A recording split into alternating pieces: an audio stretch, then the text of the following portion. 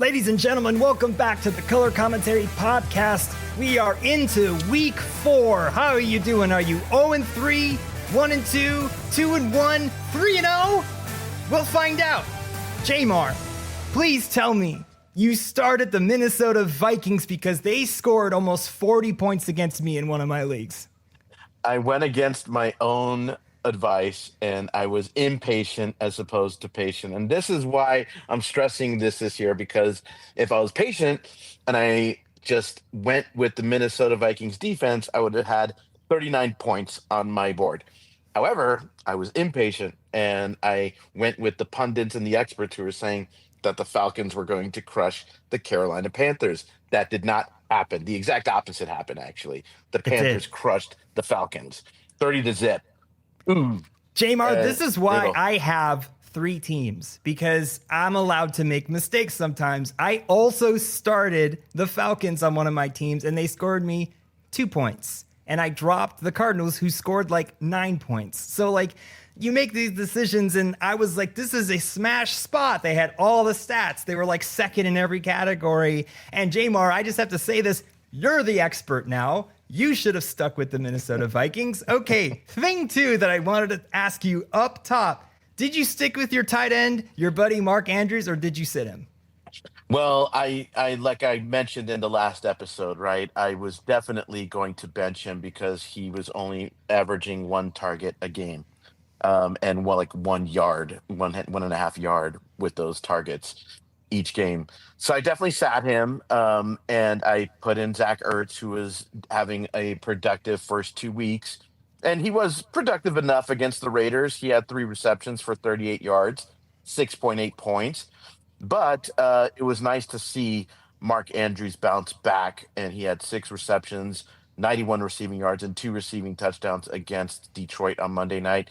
27.1 points. And the reason why I'm actually feeling good about it as opposed to feeling sour about it is I actually won my week despite my awful coaching choices. But at the time, I didn't think they were awful coaching choices, right? I mean, who would start Mark Andrews? I mean, you just need lightning in a bottle is what you're betting on, right? You're like, this dude is averaging 1 catch a game for 1 yard. I mean, do you expect him to have a 27-point week against Detroit? I mean, nobody. I mean, if anything, it depends. It depends. If you believe in like the law of averages when it comes to human beings playing football, sure. Like eventually Mark Andrews had to score some points, right? Like he can't be this bad that fast. However, if you're looking at patterns, the pattern was saying he's no longer good at football. So like, which is it? Like, is this a Russell Wilson blip that we saw last week, right? When Russell Wilson was king and scored almost 40 fantasy points? Or will Mark Andrews do this again? I think with tight ends, you have to trust the person you drafted and sort of ride that wave. I think your issue, though, is that Zach Ertz is a viable option, and he is the safer option. So I think it really depends in your matchups going forward who you're going to pick. But I would be a little bit shy to bench him from here on out. Will you still decide based on matchup? I mean, I think so. I think I have to base on matchup as opposed to law of averages. And of course, I think to go back to the philosophy, which I ignored last week, is I heard your voice when I was picking my team. I was like, you know what? He said, be patient. Like I started AJ Brown. And I started him. And I was like, I got to trust, like, first of all, what I said to myself was, if they're not good, my team's not good and my season's done. So I have to put in the stars I drafted with all the research I had behind it, like a Jalen Hurts and a Devonta Smith. I was like, you know what? And believe me, J-Mar, I woke up, you know, the games are kind of early in LA, and I woke up and I was like unhappy. I was like, my season's done. Why do I play fantasy football? No one has any points. Like I'm canceling the podcast. Yeah, like it's over. I gotta call J-Mar. I'm not doing this anymore. I'm bad at this. Like I'm gonna go 0-3. And then like I'm like, wait a minute. You know, the second half starts and like AJ Brown like karate kicks people out of his way, and he's like, I will score fantasy points, and he's just like kingmaker again. I was like, yes, this is the guy I drafted. Oh my god, dude! And I was so excited that he scored. Did you watch that game? I did. It was a thrilling game.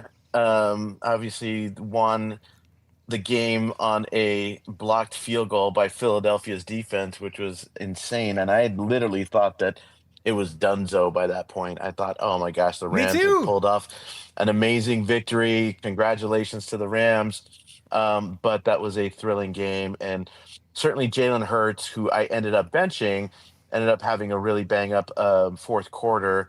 But once again, like I'm very kind of like I'm over here a little bit flippant with all the bad choices that I made because I ended up starting guys that did score points for me, and I ended up winning my week. So because of that, lessons learned. I have to go back to my patient ways, and I will. I still have three tight ends You have too rostered many. in two. That's the Is Isaiah Likely's coming back? That's your third. That's your third, right? that's my it's literally the I should write a book called Too Many Tight Ends. The Jason Martinez story. I definitely yeah, I have to figure that out at some point here because I don't know if how comfortable I am rostering three tight ends, especially with I've got a Jerry Judy wide receiver on my bench who is not having a good year. But once again, are we gonna practice patience? And the law of averages that we're talking about is he about to light it Which up. is it? Yeah, What's gonna exactly. happen? Yeah, what's gonna Mhm. happen? And next week, Cleveland's got who they got. I'm sorry, I'm looking Oh, it's a referring to big my one. It's notes. Green Bay. Yeah, I Oh no, mean that's what they that's had last time. It's no, no, no. Yeah, so they've got no, no, Cleveland's got it's an interesting matchup. They've got Detroit. Oh my God, Yeah, it's an interesting matchup. Detroit. So we'll see if Jerry Judy's able to bounce back because I mean at this point I wouldn't mind upgrading and finding just any wide receiver with a pulse that's going to score some points for me. I have Drake London that I've started every week, obviously, because he's that guy that you need to start every week, and he has not produced. In fact, Michael Penix Jr. might be getting benched in favor of Kirk Cousins. I don't know if that's been official yet, but it Which just is seems weird. like We're that's like where it's going to be living trending. in the reverse zone. We're like last year was like Kirk Cousins. He was in there for too many games. I think 8 games before they went to Michael Penix, and now I think more. is it more? It was probably Yeah, like 12, right? It was like he yeah. only played the last 4 games, so they tried a really long time with Kirk, and now they're thinking go back to Kirk, and Michael Penix may not be the thing. And so I, like a lot of teams, like if you have a viable backup, you get kind of itchy, just like in fantasy. The Giants just announced today they're going with Jackson Dart, and they're going to be benching the Super Bowl winning Russell Wilson. And Joe Flacco also won a Super Bowl, and he's been disappointing. The Browns obviously won that game purely on defense. Lots of blocked kicks over the weekend. I couldn't believe it. And that they beat what looked like maybe going on an undefeated run, the Packers, who beat the Detroit Lions, who look like juggernauts. So like every game is its own universe, in my opinion, J-Mar. Like you cannot start extrapolating who these teams are when the matchups just change week to week. Like, I don't know, man. Like I could see the Browns. Maybe they're the team that's going to hold back the Lions from scoring over 40 points and make it competitive. But then can Joe Flacco throw the football? Like, does he use his weapons or not? I mean, we have Quinshon Judkins, Well, he who did good. did great. Hmm. And he was sitting on my bench, and I'm like, I think I'm starting him over a lot of other running backs in my roster. So like, yeah, J-Mar, like I'm curious, like how much did you win by? What was the outcome? Was it that your opponent didn't have as many points? Like what was the biggest factor there? Well, it was a little bit of both, actually. My opponent didn't score very well, but I actually, even though I ended up leaving a total of 146 points on my bench, That's an right? excellent bench. I mean, that's a good problem to have, is another way to look at it. You have that many points on your bench. That's a solid stud bench. My bench scored more than my starters, and my bench, I have a Isaiah Likely who put up a injured donut on it, but David Montgomery scored 32 points, Jalen Hurts scored 31 points, Chris Olave scored almost 16 points, Mark Andrews scored 27 points, and the Vikings defense scored 38 points. So I mean, even I look, and I'm having a good laugh about it because, like I said, I got the Because victory. you won. I won, yeah. But if it was the difference maker in a close game, and I had lost because I didn't start Mark Andrews or Vikings defense, I'd be pretty heartbroken for sure. I would too. I was like excited for you because I assumed you started that defense, that you started the Minnesota defense. And I was like, J-Mar, it's happening. Your philosophy, it's working out. My philosophy's working, except I didn't take it. You know what? I also, another move that I did too, which I think is kind of like, it's tangential. It's kind of like a parallel move, but, there was a kicker, Spencer Schrader, who's the Colts kicker. Then the Colts have obviously been a really nice surprise for a lot of fantasy owners and just people who follow the game of football. Everybody's kind of like, oh, maybe Daniel Jones is for real. They are 3-0, and they look. He's like this year's Sam Darnold, basically. Like he's killing it. People thought he was done, and also like we're just seeing that whole team bounce back. Like they got swagger now, and I'm curious. Like I think this week is one of their first actual challenges. Yeah, well, I mean, they've had some. Obviously, I think that every week is a challenge in the NFL. Yes. But you're right. The Rams are like a heavy duty. Like we go to the playoffs and we got, the hardware to prove it kind of team, and a great head coach too, and obviously a great starting quarterback. So I mean, Sean McVay's gel will not allow him to lose this game. I mean, he's just got extra like in there. He just he wants this one, and I don't know if they're going to be ready for the wrath of Sean McVay's gel. Like it's going to be a good game. I mean, you never know what these guys are like in real life, but at least from his TV persona, I just feel like Sean McVay would be an awesome guy to work with. He just seems like he's just like, so chock full of energy. He almost seems like a younger version of Pete Carroll, like one of those guys that just pumps people up. You're like, man, this dude. That's a good comp. I think that's right. That's right. He does pump his team up. He's been a great coach since he started. Obviously, he has the hardware to prove it. So, J-Mar, with your team and the way that your bench did, have any of them earned the spot? Like, are you going to start David Montgomery, for instance? Good call. Man, I mean, it's a hard one, right? I mean, I've got 4 running backs right now, and I like all 4 of them. I mean, how do you bench Jahmyr Gibbs, right?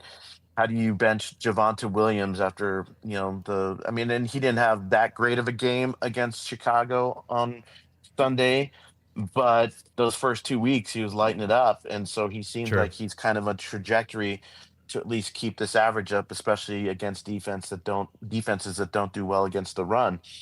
So I've got Breece Hall as well, too. People are kind of like, what's going to happen with him? I mean, I saw him play week 1, and I saw that he still had that explosion. It's just when you're on a team that starts trailing early, then they're passing the ball. I mean, the good thing for him, he also catches the ball in the backfield. So it's hard to bench Breece Hall, too. And look, but I mean, how do you leave David Montgomery and his 32 points on the bench? I mean, the guy had 151 Sonic and Knuckles are back. Everyone was like, nice. With the new coaching scheme, it's just gonna be Jahmyr Gibbs all the way. David Montgomery is done, and we are seeing the rebirth of Sonic and Knuckles too. And funny enough, J-Mar, I wanted to announce that we got our very first comment on our YouTube channel. What? We got a Color Commentary Podcast. It comes from Marty Mar 107 IFY, and he says, I drafted him, meaning David Montgomery, but a lot of experts are saying that he's more of an RB3 flex because the new OC wants to use Gibbs more. Do you still feel good about drafting him as an RB2? I'm wondering if I should try and trade him. And after this week I don't think anybody's going to think about letting him go. You could sell high. This could be the top. This could be it. But also, David Montgomery, if Jahmyr Gibbs misses any time, right? Like the David Montgomery to the moon. So, like, J-Mar, if I were in your seat with that team, I think Javonte Williams is a sit for me because he's up against Green Bay. And I would put Sonic and Knuckles in and hope that Breece Hall has a good game. I have him on my team too, and he's difficult to bench because you know what the upside is. Now, see, it's an interesting matchup, right? Because Detroit's playing Cleveland, and Cleveland, their bread and butter, it seems like, is their defense, right? So it's going to be an interesting matchup. It's at Detroit, which, they do so well in that dome. I'm a little bit torn. I'm going to have to sort of hem and haw. I'm going to hem and haw over it, but I mean, especially because they lit it up so beautifully at Baltimore, and really it was a statement. That's supposed to be a decent defense, and it just didn't feel like they were there. Baltimore is consistently on everyone's like teams that could potentially make the Super Bowl this year ever since they've had Lamar Jackson, right? Mm-hmm. So yeah, their greatness in that respect can't be denied. So in many ways, I give Detroit so much credit, Dan Campbell a lot of credit, because it was almost like a statement game. I think a lot of people were just like, "Oh, Detroit sucks this year," Let's just hide all those players in the closet because they're not going to do any good. But we talked about it in our first episode. We were like, Detroit to the Super Bowl. What's changed? Not much has changed, and I'm looking at this team with the same wideouts, the same running back, the same quarterback. Yes, the coordinators all got better jobs, but like, which is it, right? Like, is it the ingredients or is it the chef here on football? And it's looking like the ingredients matter a whole heck of a lot. And like the coaching can matter. Yeah. And I think the coaching comes out in those kind of tough games. Like when you see the Rams and the Eagles play against each other, I think you're also seeing the coaches really come out and really trying to figure out how to get that done. The ingredients do matter because like blocking field goals is pretty rare, but like that team is great. I am just blown away at how good the NFC North is now. It used to be the joke of the league, and only Green Bay was good, which, as a Bears fan. All four teams are good. They're all good. Yeah, they're all good. I mean, like, and obviously they're trying to rev things up in Chicago, as you well know, and it's just going to take a little time, right? I mean, especially when you've got just the gaps in that league that is Green Bay, even though they lost to Cleveland. But I mean, that's a team that looked spectacular the week before against Washington. I have no idea why the heck Green Bay lost that game. That's interesting. They had a record amount of penalties, like a franchise record. And that's what's going to do it. Like some crazy anomalies had to happen, and it was that. They just had too many penalties, too many missed opportunities, and so many people had that team in Survivor that I saw. They were the most eliminated. Like if you pick Green Bay, you got eliminated. Oh, yeah, that's right. That's right. Yeah, I feel as if, there's an interesting dynamic that happens with a team when the media overhypes you. And they just got Micah Parsons. They just manhandled the Commanders on, a very widely televised Thursday night game.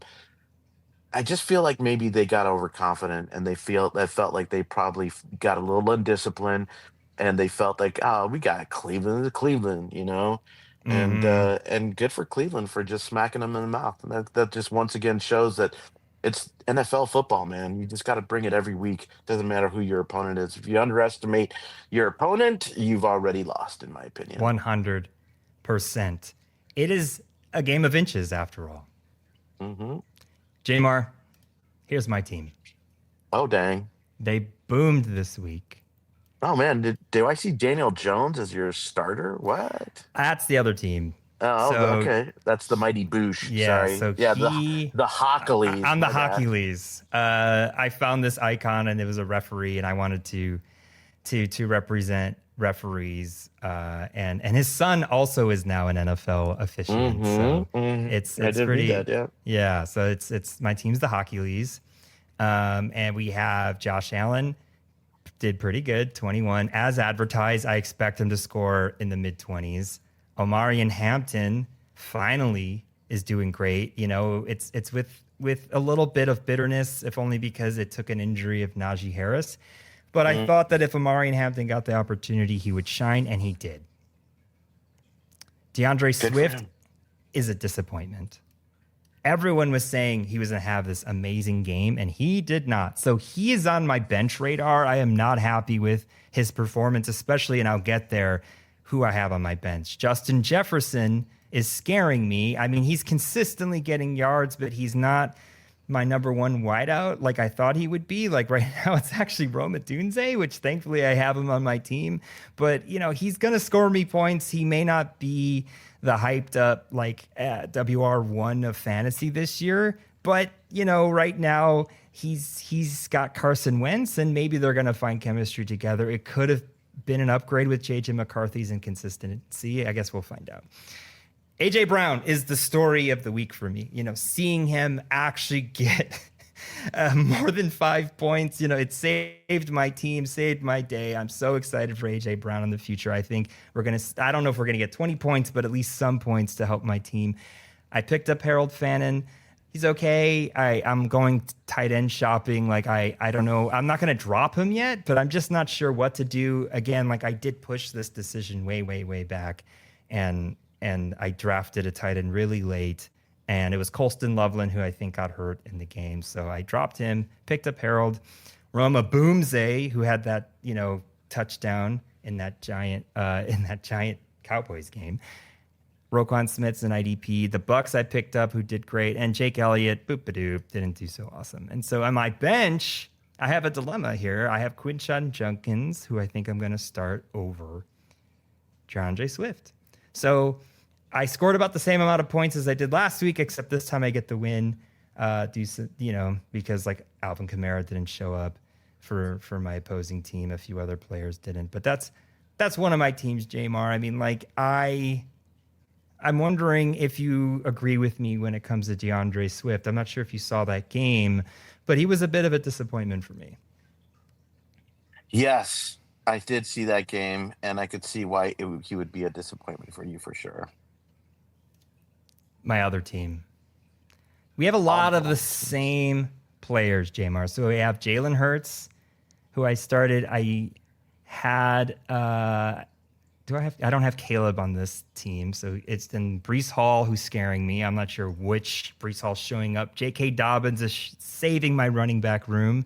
He's leading my team right now. Malik Neighbors, what is happening here? I mean, like, the only good news I have is that Jackson Dart is going to start, and I am freaked out, J-Mar. I don't think I can start him. It's just too big of a risk. I have other wideouts I can start on my bench.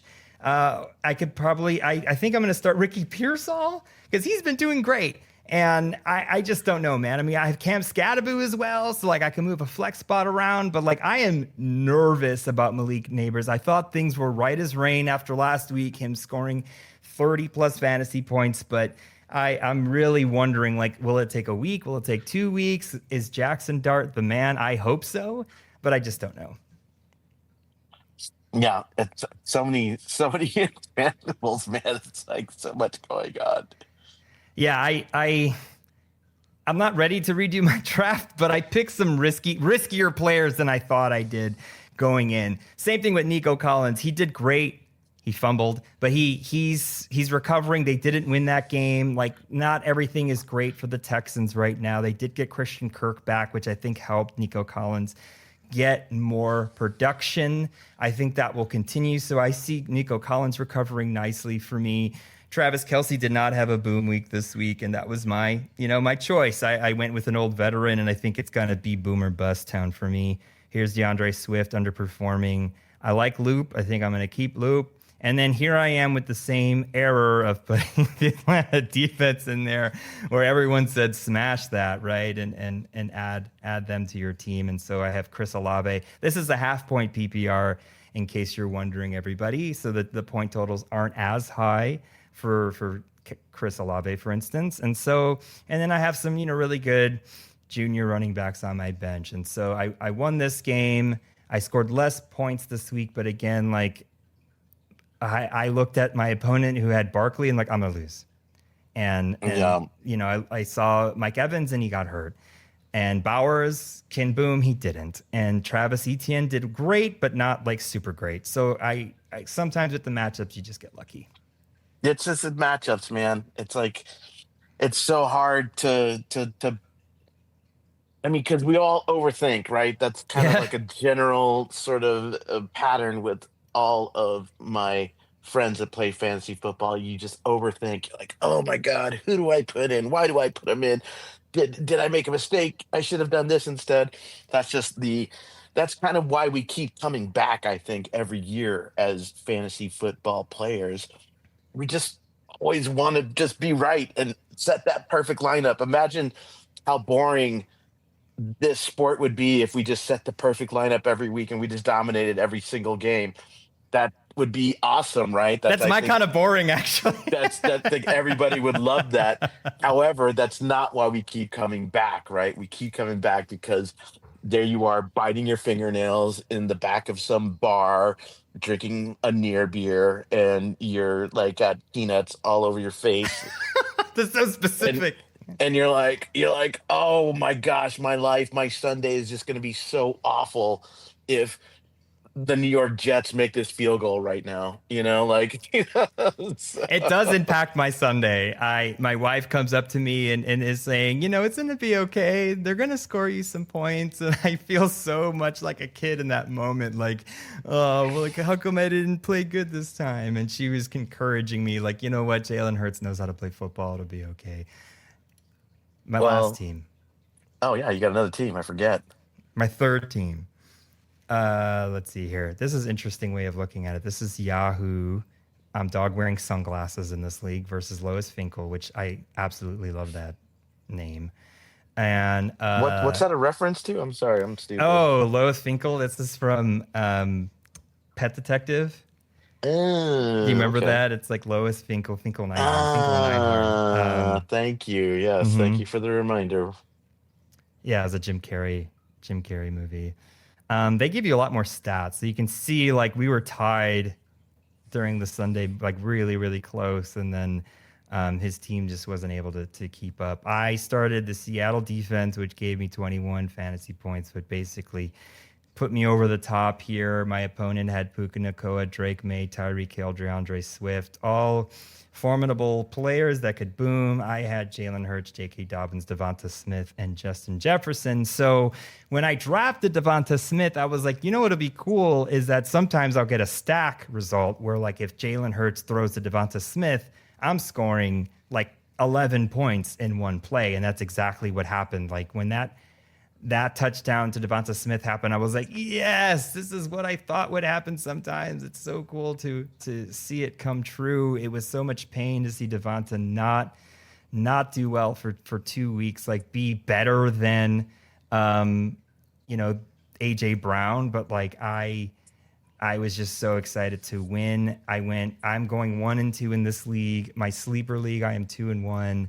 And then in my fantasy ESPN league, I'm also 1-2. So like I didn't want to fall 0-3. I felt like winning 3 in a row was going to be tough. And so I'm glad that I escaped without going 0-3. I was fine with 0-2, but like I'm happy where I'm at. My teams are improving. The team I'm most worried about actually is this one, dog wearing sunglasses. James Conner, my man, got hurt. He's done for the No, season. And no. luckily, I drafted and kept Trey Benson. So this is a lesson too. If you're picking So a smart. stud running back, you want to get their backup right away. That way you're not fighting for them in waivers. I wish I did that with Aaron Jones. I didn't. He got hurt. And I thought, well, Jordan Mason, like 7th round pick, that's a bit high for a handcuff. And he did great. So that's a good system. If you're drafting, your first 2 running backs get their backups, I think you're going to have a good time. And so then now my lead running back is J.K. Dobbins with Trey Benson, and I'm running out of running backs, so I need to find the waiver wire here.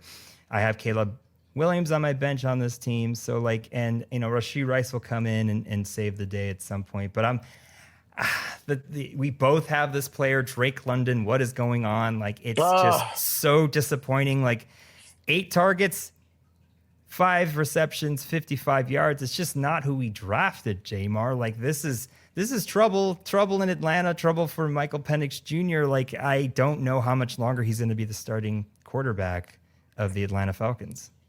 yeah, and also, didn't they do a little shakeup? Didn't they fire somebody? Didn't they fire a coach? Ooh. Yeah, they fired their wide Yes, receivers they did. coach. They did. Yes, With yes, cause. I mean, like, they are yes. not performing.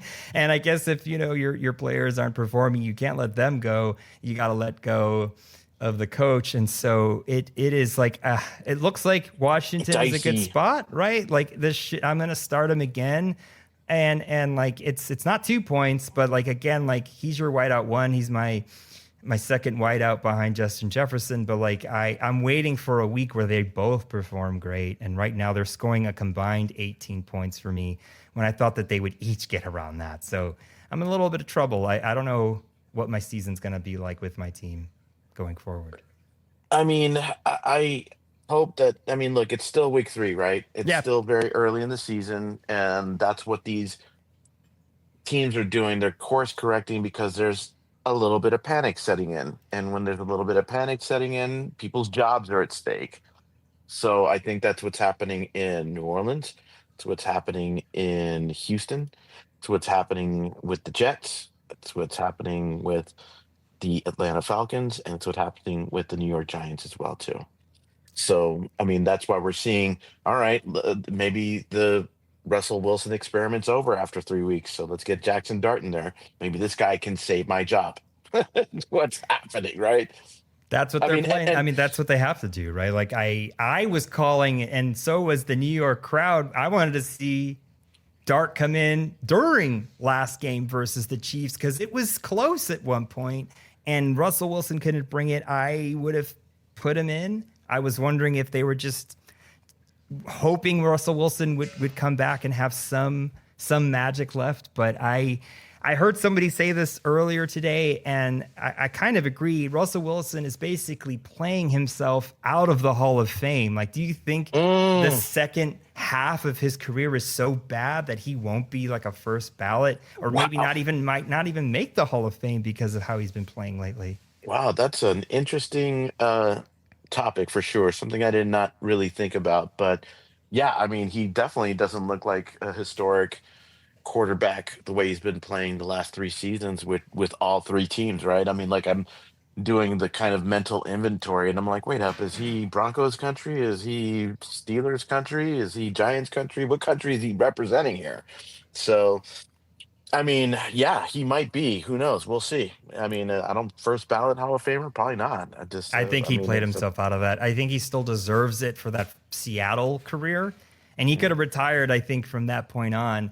But he got a lot of money at the Broncos deal, and it looked like a really bad deal to make. And they have Bo Nix, who's playing okay. So, like, football's a difficult game, J-Mar, and you have to make difficult choices. I think Jackson Dart needed to start to save the jobs of the head coach and of the GM. I'm excited. I think it means I have to bench Malik Neighbors this week and wait and see. And like you said, you could be happily surprised, right? If he has a great week, hopefully I score enough points, win my game, and I still have Malik Neighbors on my team. I'm feeling pretty good.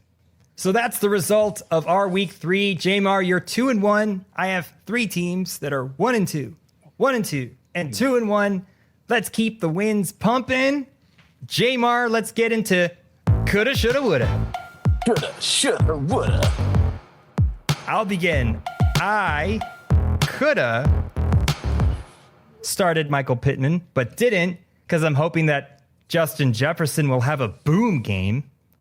I shoulda got the Minnesota defense off waivers, if you can believe that. They're on waivers, but didn't because I started the Atlanta Falcons, who were terrible.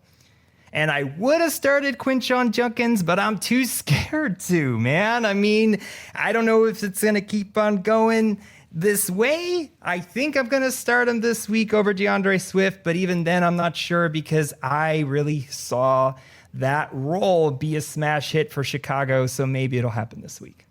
J-Mar, what are yours? I could have started David Montgomery against Baltimore, but that's just the magic of starting Sonic and Knuckles. You don't know which superhero is going to show up to the disaster, right?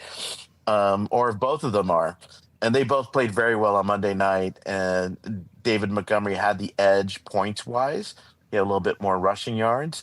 But I mean, those guys are just, it's the most dangerous running back duo in the NFL, and they proved again why. So I could have done that, but I didn't. Maybe I'll give it some consideration this week to start both of them on the same team. It's going to be interesting. I definitely should have exuded my patience, as mentioned earlier, and not listened to the pundit and started a higher ranked Falcons defense that everybody thought was going to run through Carolina, not give up 30 points and not even score a point. Womp womp. Also leading to the dismissal of their wide receiver coach, Ike Hilliard, that we all talked about earlier. He gone. Things got to change in Atlanta, man. It's just that simple. Things need to change, and if they don't change quickly, I'm sure there's going to be panic, and the guy who owns Home Depot is not going to be very happy about it. Is that who owns the Atlanta Falcons? Yeah, man. Yeah, dude. It's I'm not even forgetting his name, but I see his face. Man, yeah. so every time I go there and buy like a shovel, I'm supporting the Atlanta Falcons. That's not fair. Man. That's not fair. I wish the Bears were owned by like Portillo's or something, and I'd be like, you know what? I'm going to buy some more Portillo's and support my team. must feel like what it likes to be a Green Bay Packer fan, right? They just, that investment that keeps always just coming back to them. I should have just been patient and just followed my own dang advice. And it's so hard not to be impulsive in fantasy football, but I should have just been patient and started the Vikings defense against Cincinnati, which at some point people were talking about how good Jake Browning is and how he could be a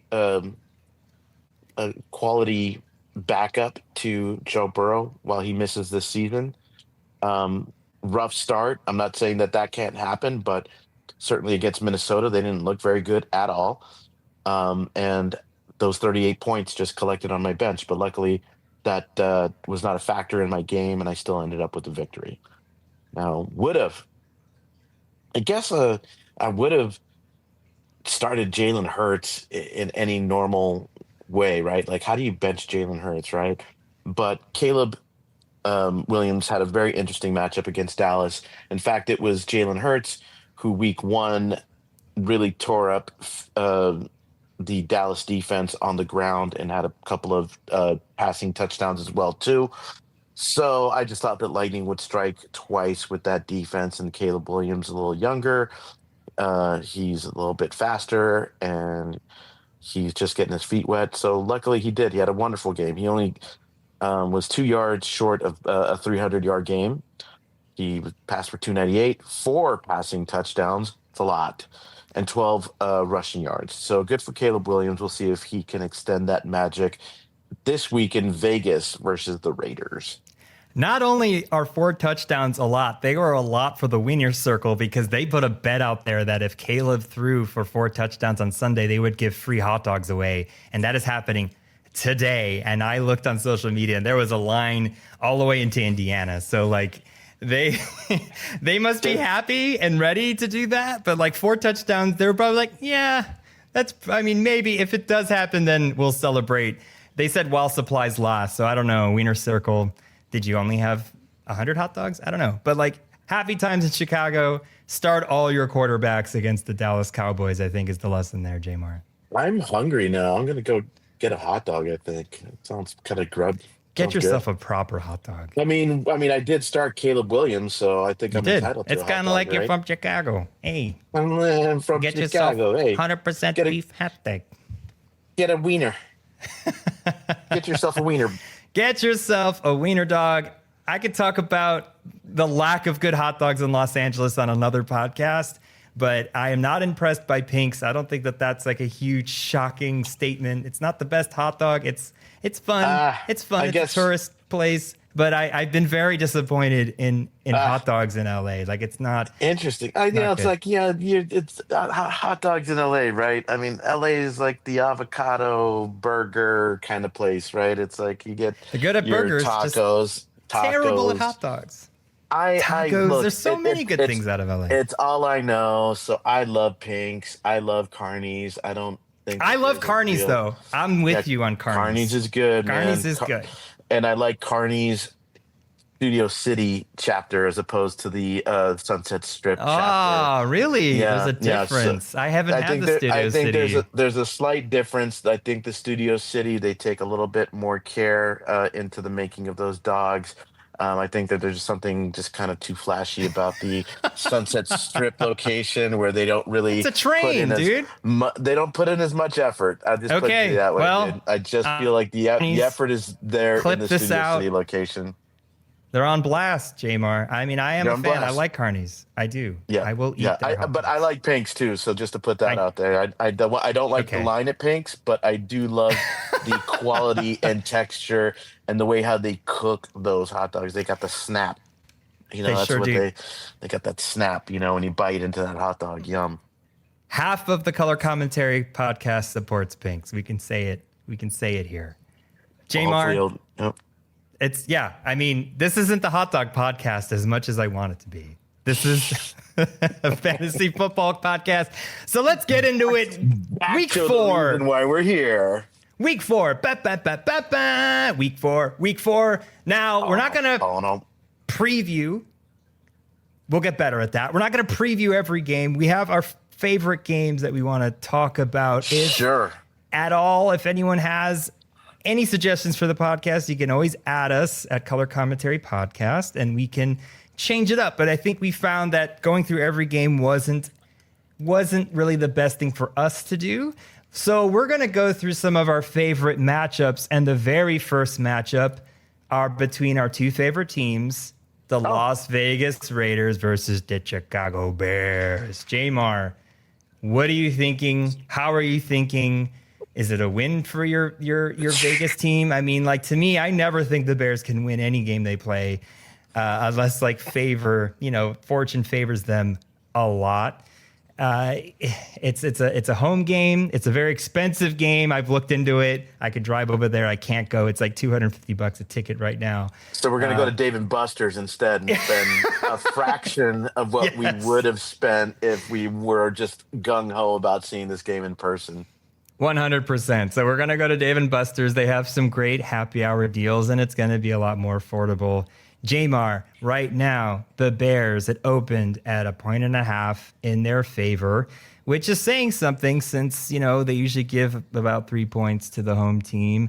It's going to be a high-scoring affair, according to Vegas, 48.5 points. And it's a bit of a pick'em game when it comes to the money line. They're both even. I think right now you have to really compare. Like Caleb Williams just came off of a great game. The wideouts are all pretty good. DJ Moore, I don't know what's going on. Maybe he's going to get traded. I don't know. Do we need him? Maybe. The tight end obviously goes to Brock Bowers, right? And Ashton Genty. I'm probably going to hate that this is going to happen, but I think this is his smash game, dude. I think all the Ashton Genty owners will rejoice that they're going against the Chicago Bears because I could see him putting up like 2 touchdowns in this game. I mean, the Raiders are favored by 1 point. That's at least the latest line in Vegas right now. Oh, it changed. Okay. That's great. Yeah. God. I mean, the Raiders, they just always disappoint me. I mean, so that's what I'm used to. I'm just used to disappointment. I'm used to the Raiders losing. Doesn't matter if it's at home or away. And the last 2 games have been very disappointing for Raider fans. If anything, we showed a little bit of fight in life, and we scored 24 points against Washington, which is okay, I guess. But we gave up 41 points. So, I mean, where's the victory, right? Just got to look for the silver lining. I think Chicago just came off of a 4-touchdown, Caleb Williams Bonanza. performance against Dallas, which is not a bad team. I don't know why they have given Vegas a 1 point favorite in this game. I think that this is a clear victory for the Chicago Bears. Am I going to be rooting for the Raiders? Absolutely.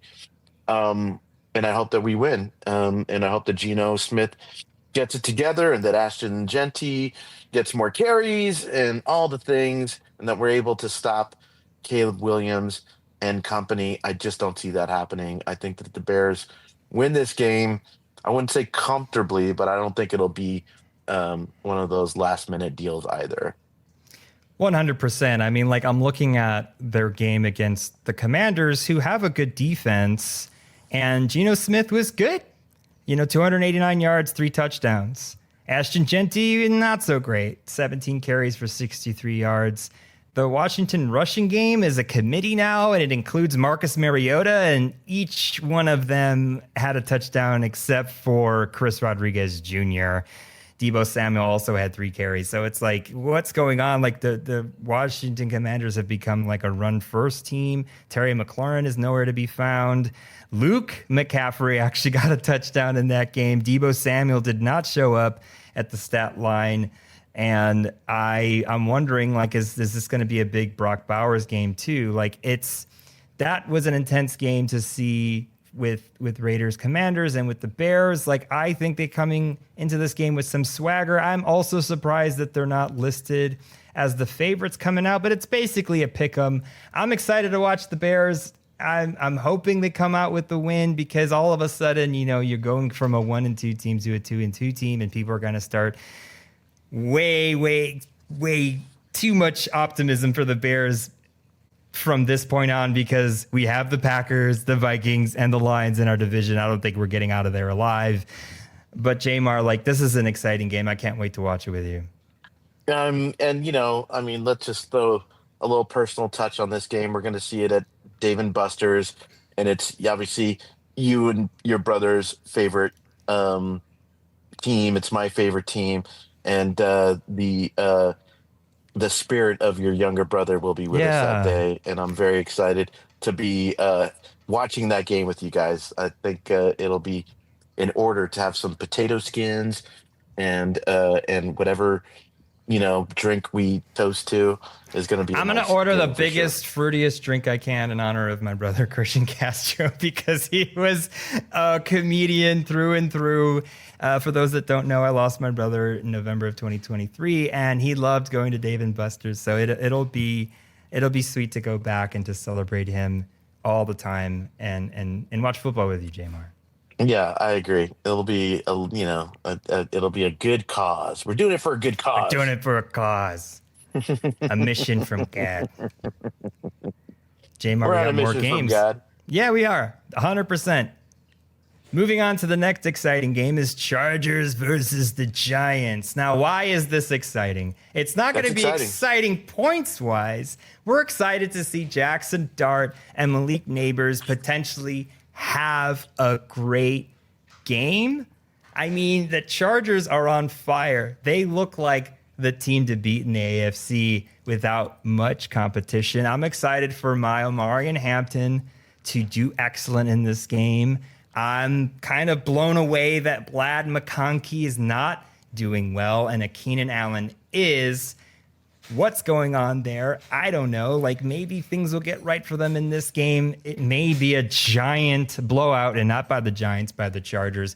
J-Mar, like, anything else you see in this game that might be a bit weird? I mean, like, I think Giants fans are excited to see their rookie, but this is a very, very bad first start against an excellent defense.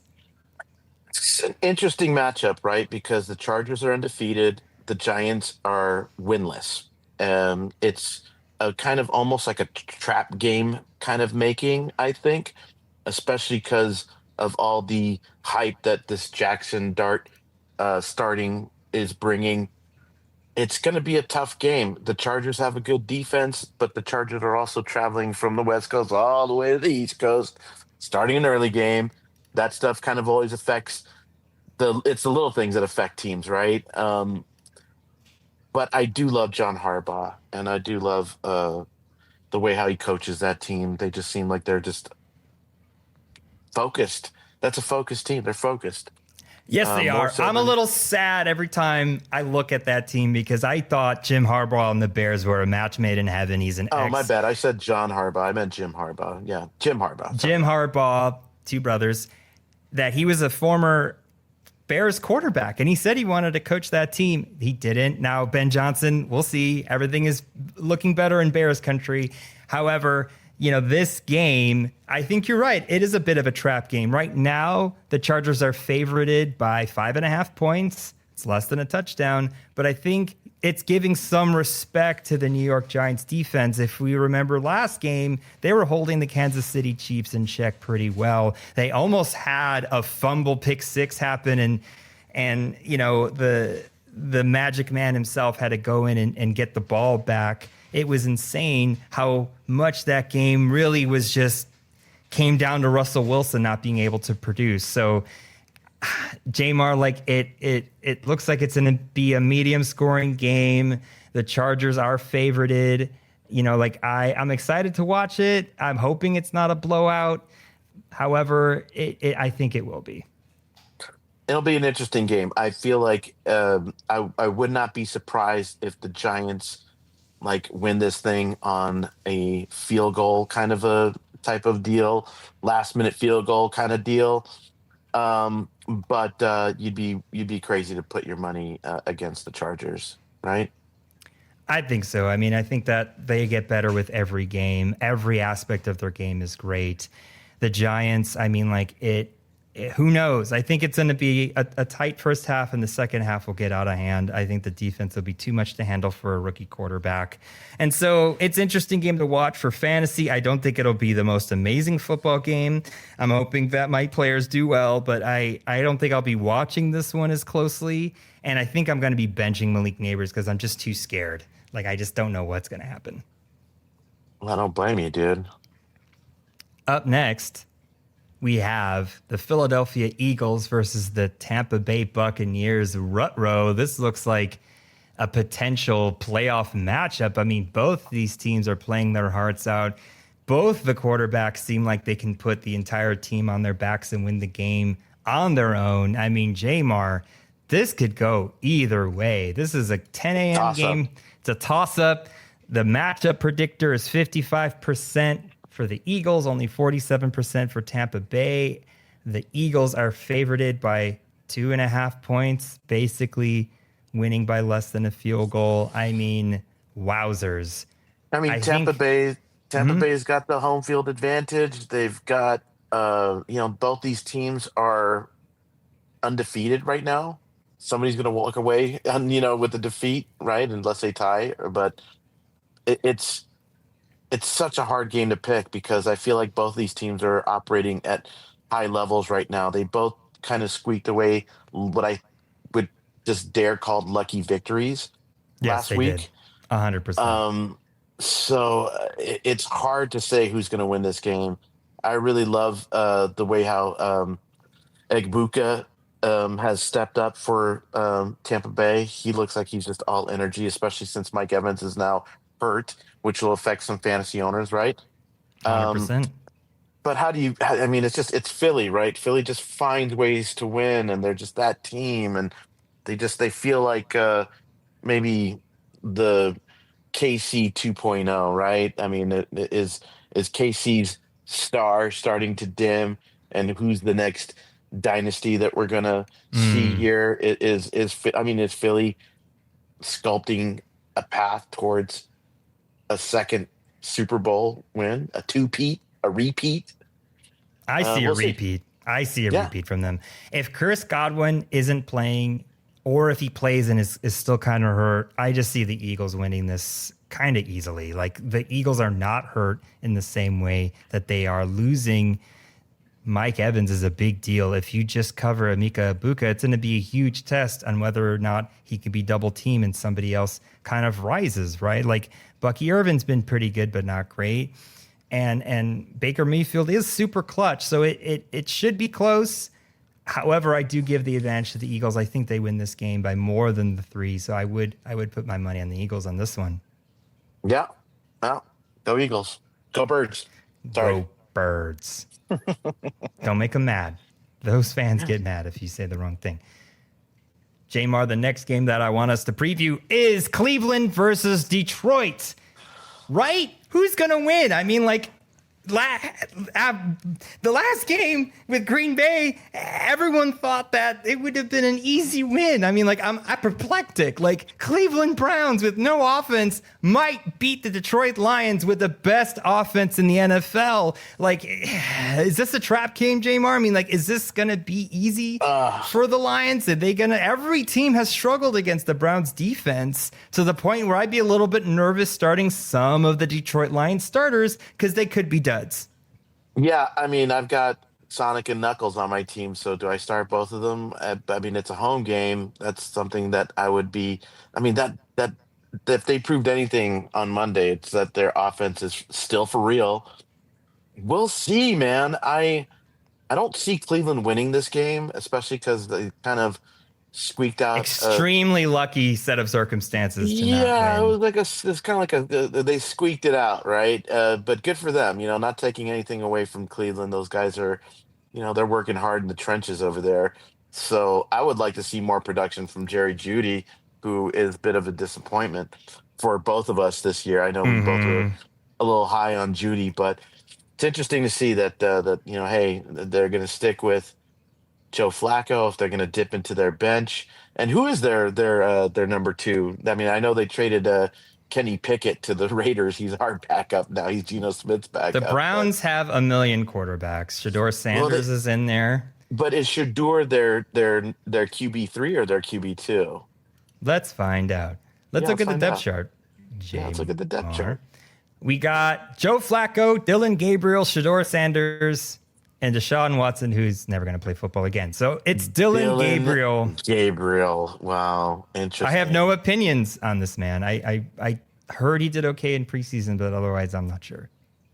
Well, I mean, if anything happens to Flacco, oh my gosh. I mean, I don't think Dylan Gabriel's going to do anything. I mean, I think that's why Shador is such an interesting pick and an interesting wild card, because he's one of those QBs that's so dynamic and exciting to watch that he could potentially pull out some victories for, being the sub in, right? For being the guy that's been subbed in. He's like the chosen one of quarterbacks. Too much swagger, not enough substance, too much style.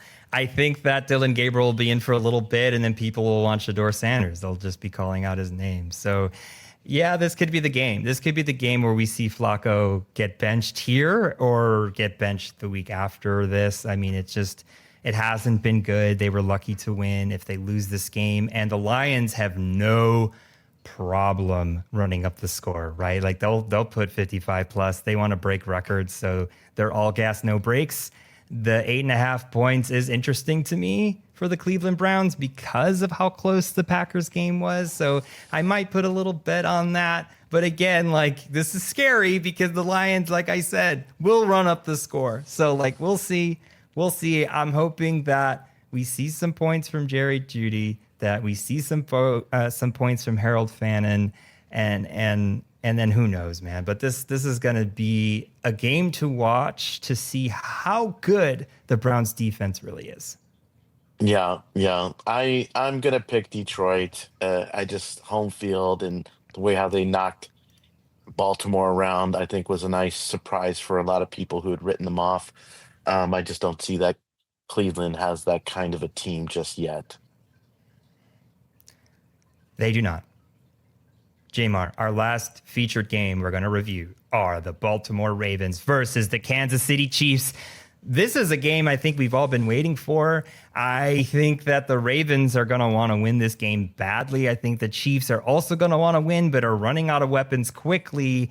Right now, Vegas opened it up with the Baltimore Ravens being 2.5 point favorites. I mean, what is going on with Baltimore? I mean, like, I would have pegged them to be, I don't know, like way more competitive against the Lions. It was a competitive game, but J-Mar, like, I'm always like a little disappointed in how they show up at the end. Do they just kind of lose energy? Is Derrick Henry like only good at the first half and then he becomes like, Fumblesaurus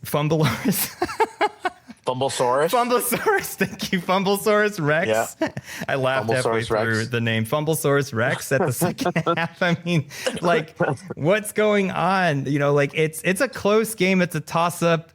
Obviously, Lamar Jackson and Patrick Mahomes are two of the best quarterbacks in the NFL. It feels like the Ravens are a more complete team, and I think we are going to see the Chiefs go 1-3 here. Oof. I mean, they're both 1-2. They're both kind of got their backs up against the wall. It kind of has like playoff implications, like it always does when these two teams face each other. I mean, Kansas City looked. I mean, they got the victory, right? They got the victory over the NYG, which is what they needed to do. I think Baltimore is just feeling a little salty for the losses that they've had, and I feel like Derrick Henry is also feeling a little disappointed in himself, and he seemed very genuine in his self-assessment in those post-game interviews where he seemed just genuinely disappointed that he was turning into that Fumblesaurus Rex. So what does that mean He's for got the for arms this week? and everything. He's just got like He's got the small arms. whoa! And yep. Oh. That I name think might stick.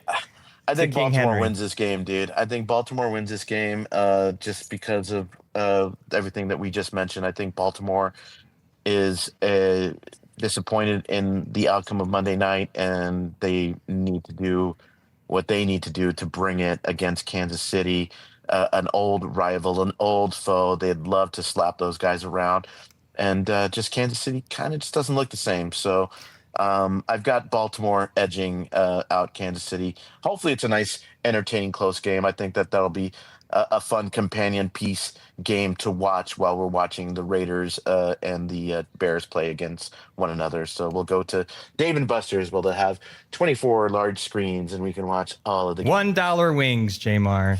Remember when they were 25 cents? Is that what it is? $1 wings? I'm Yeah. in, man. Oh, 10 for 10, baby. Yeah, this will be our second game. We'll see. I predict Derrick Henry getting 2 touchdowns here, and I predict the tight end, what's his name? Mark Andrews? No. Isaiah Likely? No, on the Travis Chiefs. Kelce? Travis Kelce. Thank you. Travis Kelce will also get a multiple touchdown game here. You heard it here first, J-Mar. All right. Well, hopefully, I mean, I'm contemplating starting Mark Andrews in that game. It's either I start Mark Andrews versus Kansas City, or I'm going to start Zach Ertz against Atlanta. We'll see what happens. I'm going to just do some this more research and once again try and exude patience like I've been preaching all season, which I didn't practice last week. You're the expert, J-Mar. Don't forget. You know best. I mean, really. I mean, if you listen to enough fantasy radio or articles, they contradict one another. They're all just kind of guessing. But at the end of the day, I think you got to go with your gut. And ultimately, I think Mark Andrews is a good play. You know, the Atlanta Falcons look awful. But you have Marcus Mariota and a question mark of how much those two, Zach Ertz and Marcus Mariota, what kind of relationship they have, right? Like, are they going to be throwing to the tight end a lot? Maybe. I mean, I told you I'd be pumped if I had Mark Andrews, man. I mean, I just don't have him on my team. Yeah. And you missed out on the feast day, and it'll probably be famine. So like, it's hard to guess when your tight ends will boom, and I think that's why you got to stick with one. Yeah, exactly. It's a unique experience, right? But look, if I had went with Zach Ertz those first 2 weeks, it might be a different story in some of those games. But that's just the nature of the game. You just never know, and that's why it's so fun playing not it. a big enough sample size. 2 games, J-Mar. 2 games. not. Throw those games out. Whole new ball game. You're 2-1, J-Mar. You should feel pretty good. You wanted to go 3-0. You wanted to go. I mean, 3-0. I feel no. I don't care about the record actually. I at this stage in the game, and this is probably just part of my strategy as a fantasy football owner, and I'm employing more of this. And why I keep saying the word patience is because I just need to let these guys breathe a little bit and see where my team is headed. My bench scored 146 points. Which That is is wild. a very good sign. That's an excellent sign. I scored 140 points. My starter scored 140 points. So I'm 2-1. I feel pretty good about where I'm at, Ramiro. I Like think your team's good. I Yes. have a very consistent team that is putting up points. And I don't know if anyone else in my league feels this way, but I feel like I am a low key, very dangerous team that could potentially go all the way to the Super Bowl this year. Dang, J-Mar. Dang. I mean, Look, even with the disappointment of putting only 140 points. That still was the third best performance in my league. If I had started the Vikings you might be defense, at like which I should, 170 points or something, man. I literally would have easily won my league, and if I had started Mark Andrews or David Montgomery, I would have gone over 200 points for sure, easily. So all that means is I just have to course correct a couple little things, be a little bit more patient, and see what week to week what each challenge brings. But if you're asking me after 3 weeks, how do I feel about my team? I feel really good about my team. There's a couple of it'd be great if Drake London showed up. It'd be great if Brees 100%. Hall performed every week. I'm glad Cortland Sutton showed up this past week. Maybe Jerry Judy could do a little better, but I'm happy that Chris Olave is just kind of riding this like very sort of even stream right now. That's okay. If I have guys that are scoring, 31, 32 points, and I get, 16 out of Chris Olave, that's just fine with me. I'm still getting the points. So I'm feeling pretty good about my team so You far. got the points. You got the points. You got the points. Yeah. I mean, J-Mar, a bench blow up is a good sign for your team. I agree with you.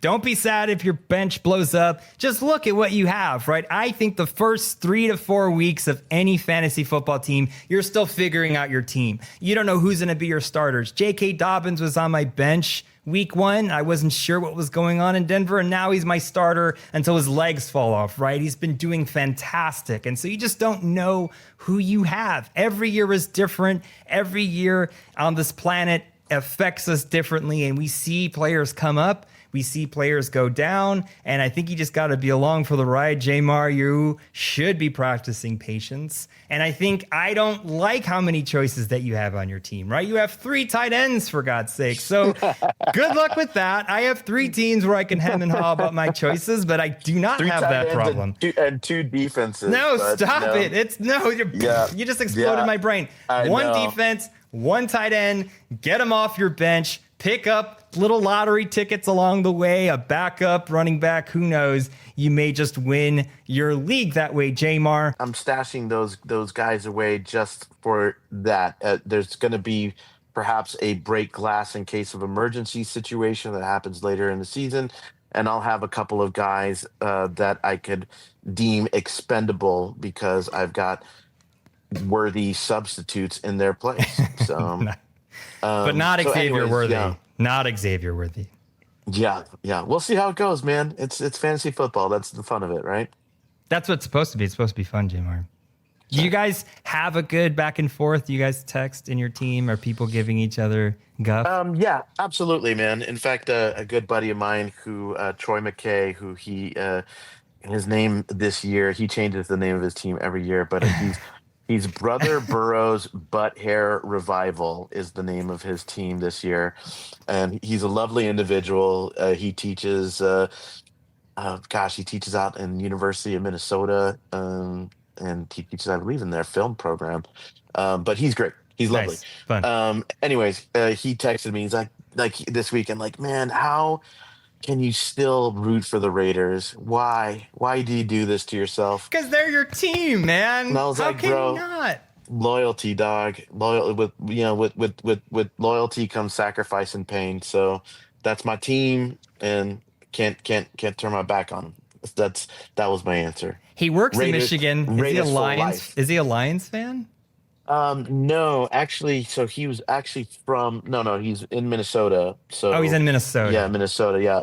But he grew up in Iowa, so I don't feel like he's a fan of any team per se. I think Oh, He's an excellent fantasy owner. I think he's just a fan of beating people up in fantasy and making money, by doing so. He can just get like that NFL hat that the ref have. He's just an NFL fan. Oh, that'd be dope. I would rock an NFL hat. I'm into American football. Easy to say, though, if you don't have a team. Like, of course, you cheer on your team. Thank you, ladies and gentlemen, for listening and watching the Color Commentary Podcast. Please comment, subscribe, talk to us however you can. Listen. We appreciate every listen, our family, our friends. We're excited to come here every week and to report on everything the NFL. J-Mar, what's your philosophy for the rest of the week? Go Raiders. That's what I'm looking forward to. I'm looking to force every game, but you and I are going to be going to Dave & Buster's to celebrate the Raiders versus the Bears, and it's going to be a lot of fun. 100%. We got into this game because we were fans of our teams. Go Bears. I hope they get a win. J-Mar, I'll be watching with you with my uniform on, and it'll be awesome, and we'll eat lots of wings. Thanks, everybody. We're out.